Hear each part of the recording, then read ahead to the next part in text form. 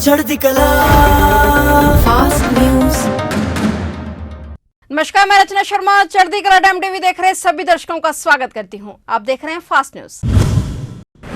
द्रौपदी मुर्मू ने आज सोमवार 25 जुलाई को देश की 15वीं राष्ट्रपति के तौर पर शपथ ग्रहण कर ली है। राष्ट्रपति पद की शपथ लेने वाली द्रौपदी मुर्मू दूसरी महिला हैं। वे पहली आदिवासी महिला हैं जो इस पद तक पहुंची हैं। संसद के सेंट्रल हॉल में सुप्रीम कोर्ट के चीफ जस्टिस एन.वी. रमन्ना ने मुर्मू को राष्ट्रपति पद की शपथ दिलाई। शपथ ग्रहण के बाद राष्ट्रपति द्रौपदी मुर्मू को 21 तोपों की सलामी दी गई। नवनिर्वाचित राष्ट्रपति द्रौपदी मुर्मू ने सुबह शपथ ग्रहण करने से पहले राजघाट में जाकर बापू को श्रद्धांजलि अर्पित की। संसद के सेंट्रल में समारोह के समापन के बाद द्रौपदी मुर्मू राष्ट्रपति भवन के लिए रवाना हुई, जहां उन्हें एक inter service guard of honour दिया गया और निवर्तमान राष्ट्रपति का शिष्टाचार सम्मान किया गया।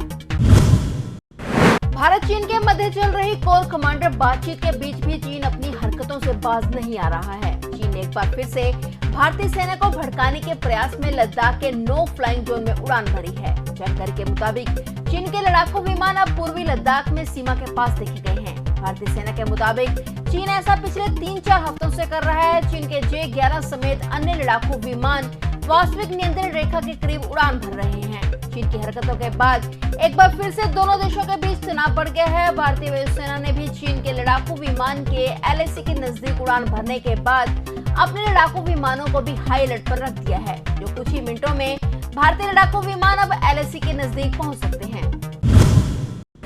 बाराबंकी जिले के पूर्वांचल एक्सप्रेसवे पर एक भीषण सड़क हादसा हुआ है। इस हादसे में 8 लोगों की मौत हो गई, जबकि करीब 35 यात्री घायल बताए जा रहे हैं। यह हादसा तब हुआ जब सड़क किनारे खड़ी एक डबल डेकर बस में पीछे से तेज रफ्तार से आ रही दूसरी डबल डेकर बस ने टक्कर मार दी। 3 लोगों की हालत बेहद गंभीर है। उन्हें लखनऊ से ट्रॉमा सेंटर रेफर किया गया है। घटना लोनी कटरा थाना क्षेत्र के नारायणपुर गांव के पास की है। बताया जा रहा है कि ये डबल डेकर बस बिहार के सीतामढ़ी से दिल्ली जा रही थी। वहीं हादसे की सूचना पर पुलिस भी मौके पर पहुंची। रेस्क्यू ऑपरेशन शुरू किया गया। इस बीच घायलों को नजदीकी हैदरगढ़ CSC अस्पताल पहुंचाया गया। तो वहीं अब पुलिस हादसे की जांच में जुटी है और मृतकों की पहचान कर उनके परिजनों से संपर्क बनाया जा रहा है। पंजाब की केंद्रीय जेलों में कैदियों के डोप टेस्ट की मुहिम जारी है। इसी कड़ी में अमृतसर की केंद्रीय जेल में भी शनिवार व रविवार को 3200 कैदियों का डोप टेस्ट हुआ, जिनमें से 1600 से अधिक पॉजिटिव पाए गए। इनमें से 1200 कैदी ऐसे हैं जो जेल में बने नशा मुक्ति केंद्र के आउट सेंटर से दवा का सेवन कर रहे हैं, जबकि 400 कैदी ऐसे हैं जो नए हैं। इतने बड़े पैमाने पर नशे का सेवन करने वाले कैदी मिलने के बाद सरकार की चिंता बढ़ गई है। बता दें कि पंजाब एंड हरियाणा हाईकोर्ट के आदेश पर जेलों में बंद कैदियों का डोप टेस्ट करवाया जा रहा है। पाकिस्तान में पंजाबी भाषा के लिए काम करने वाली संस्था पंजाब संगत पाकिस्तान ने 3 पंजाबी प्रचारक कलाकारों को वारिस शाह इंटरनेशनल अवार्ड दिया है। संस्था ने यह अवार्ड गैंगस्टरों के हमले में मारे गए पंजाबी गायक सिद्धू मूसेवाला, पंजाबी कवि सुरजीत पात्र और लेखक इंद्र को दिया है। पंजाब संगत पाकिस्तान में पंजाबी बुद्धिजीवियों, पत्रकारों और लेखकों की संस्था है। इससे पहले इसी संस्था ने पंजाबी लेखिका अमृता प्रीतम को भी यह अवार्ड दिया था। उत्तर प्रदेश विधान परिषद की 2 रिक्त सीटों पर उपचुनाव के लिए सोमवार यानी आज से नामांकन शुरू हो गए हैं, जबकि इन सीटों के लिए मतदान 11 अगस्त को होगा।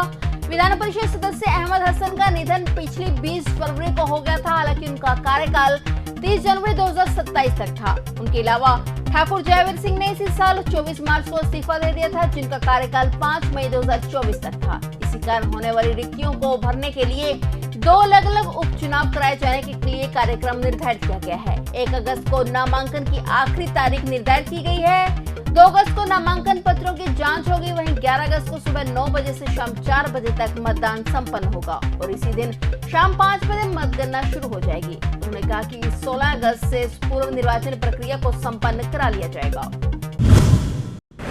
जम्मू से शनिवार को 7053 श्रद्धालुओं को अमरनाथ गुफा के लिए रवाना किया गया, जिनमें बालटाल से यात्रा करने वाले श्रद्धालु 88 वाहनों, जबकि पहलगाम से यात्रा करने वाले श्रद्धालुओं को 115 वाहनों में रवाना किया गया था। वहीं रामबन के पंथाल में भूस्खलन के चलते यात्रा को रोक दिया गया। बालटाल से यात्रा करने वाले 2504 श्रद्धालुओं को रामबन में बने ट्रांजिट कैंप में ठहराया गया है, जबकि पहलगाम से यात्रा करने वाले 4649 यात्रियों को वापस जम्मू भेज दिया गया। इससे पहले शुक्रवार को भी मौसम खराब रहने की वजह से यात्रा को रोक दिया गया था। भारत में पिछले 24 घंटे में कोरोना के 16,866 नए मामले सामने आए हैं। पिछले एक दिन में कोरोना के 18,148 मरीज ठीक भी हुए हैं और 41 लोगों की इस दौरान कोरोना के कारण मौत भी हो गई है। आंकड़ों के मुताबिक पिछले 24 घंटे में कोरोना के 16,866 नए मामले दर्ज होने के बाद देश में कोरोना के एक्टिव मामलों की संख्या 1,50,870 हो गई है। वहीं पिछले 24 घंटे में कोरोना के 18,148 मरीज ठीक होने के बाद से देश में कोरोना से ठीक हुए लोगों की संख्या बढ़कर 4,32,28,670 हो गई है। फिलहाल फास्ट न्यूज में इतना ही और नए समाचारों के साथ फिर से हाजिर होंगे। तब तक के लिए देखते रहिए चढ़ती कला टाइम टीवी। चढ़ती कला फास्ट न्यूज।